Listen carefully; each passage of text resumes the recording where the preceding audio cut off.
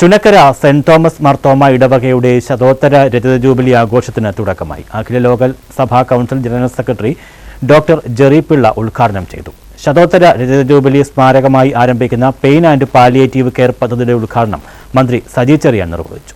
Chunakkara saint Thomas Marthoma ഇടവകയുടെ ഒരു വർഷം നീണ്ടു നിൽക്കുന്ന ശതോത്തര രജത ജൂബിലി ആഘോഷങ്ങൾക്കാണ് തുടക്കമായത്.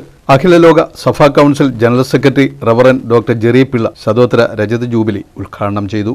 This church and the congregation that it nurtures is like a harbor to all these people who work and live in distant places. ലോകത്തിന്റെ നാനാദിക്കുകളിൽ പാർക്കുകയും പ്രവർത്തിക്കുകയും ചെയ്യുന്ന ഈ ഇടവകയിലെ അംഗങ്ങൾക്ക് ഈ ഇടവക ഒരു ഭവനം പോലെ, ഒരു കപ്പലിന് ഒരു തുറമുഖം പോലെ എന്നും താങ്ങും തണലുമായി നിലനിൽക്കുന്നു എന്നത് എത്ര അതിശയകരമായ വസ്തുതയാണ്.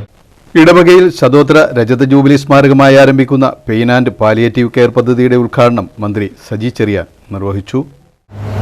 ഒരുപാട് വലിയ കാര്യങ്ങൾ സേവന സന്നദ്ധ മേഖലയിൽ ഈ സമൂഹം ചെയ്തിരിക്കുകയാണ്. ചെറിയ സമൂഹമാണെങ്കിലും കുറച്ച്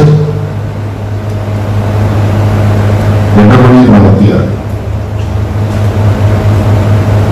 വലിയ സമൂഹത്തെക്കാൾ കൂടുതൽ കടമകളുടെ ഉത്തരവാദിത്വം നിർവഹിക്കാൻ കഴിയുമെന്ന് മലങ്കര മാർത്തോമ സുറിയാനി സഭ പരമാധ്യക്ഷൻ ഡോക്ടർ തിയാഡോഷ്യസ് മാർത്തോമ മെത്രാപ്പൊലീത്ത അധ്യക്ഷനായിരുന്നു.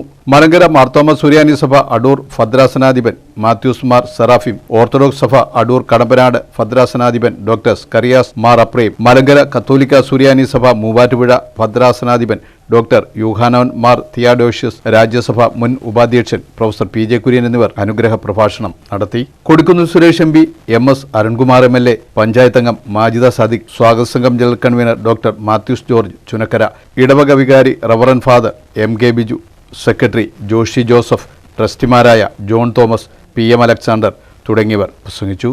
തുടർന്ന് കലാസായനത്തിന്റെ ഭാഗമായി സംഗീത പരിപാടികളും നടന്നു. News bureau, Charummood.